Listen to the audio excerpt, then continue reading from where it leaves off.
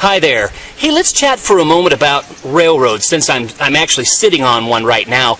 Let's think about transportation over space and time. You know, transportation has changed over the centuries, right? For a while, canals were the big things, and then roads were the big things. Shipping has been important throughout the centuries. More recently, roadways and highways have been important.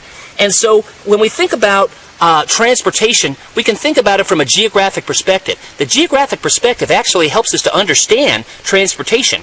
And there's just a couple of things we could talk about today, but we can I hope this sparks conversation in your classrooms for a whole lot more. So for example, one of the things you can think about is what communities actually connect this railroad. Why is this railroad where it is?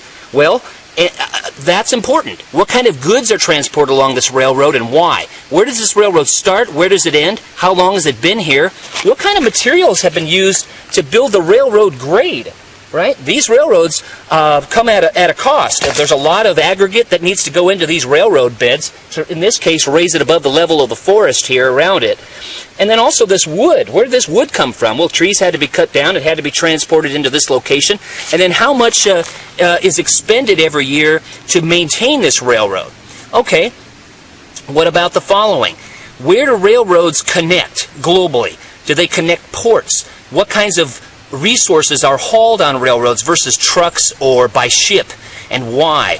So the issue of scale, again, is a geographic, as kind of a perspective on things, and so that's important as well. So what about railroads by day or by night? Are there more things that are transported by day or by night, or does it even matter? What about the speed? What about the gross tonnage that can be shipped on or transported on railroads every day or every year? How is all that determined? Who runs the railroad? Where are their headquarters? Why are their headquarters located where they are?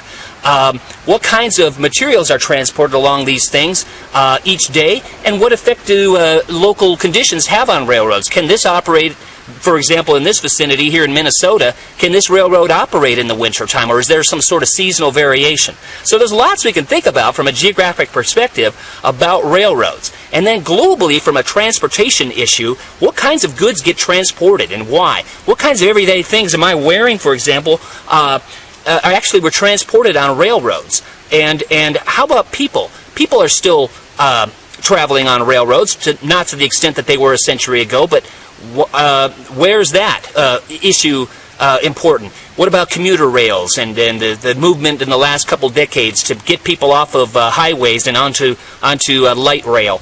How is that shaping cities and where people live in cities related to these new light rail stations? So there's lots of stuff we can talk about, and all of it has to do with the geographic perspective, right? It has to do with space and time and location, and that all has a fundamental bearing on and is shaped by our understanding of geography and our use of the geographic perspective and our application of geographic skills.